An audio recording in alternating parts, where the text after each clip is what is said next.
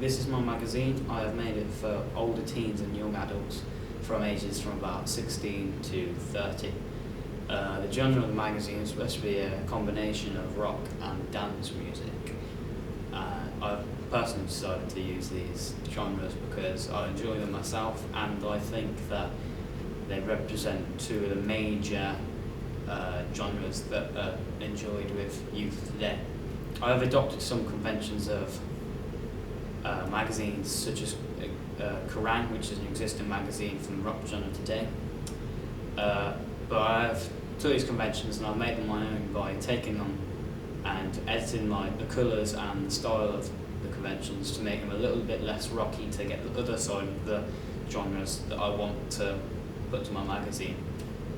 But I have still kept major things from the genre, like the dark colours and the flashy text, to make the people who enjoy the rock genre more than the dance genre still feel comfortable in buying my magazine. The articles in my magazine addresses to the stereotype of youth today.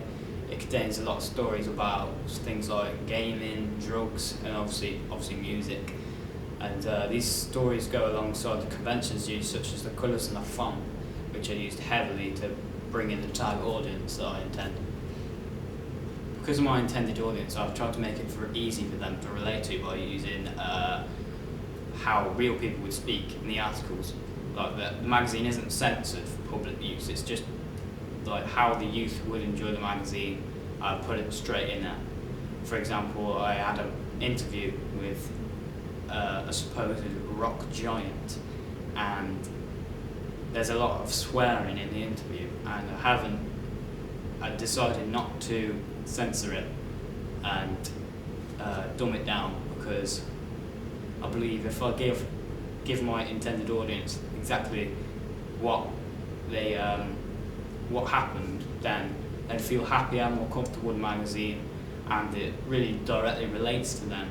So I feel as if they'd feel a lot more comfortable buying my magazine.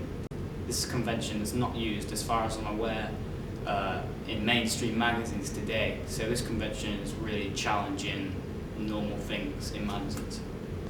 Throughout my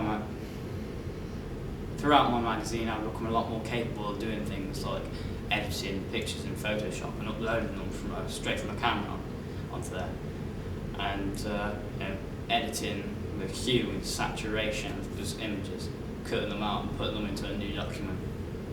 I also feel a lot more confident editing the layout of magazines and other such documents in Photoshop. I think I have progressed quite a lot from my preliminary task. I have learned how to manage layers a lot more efficiently and edit pictures so they do not leave huge flaws like parts missing on my preliminary task front cover. And that's the end of my evaluation.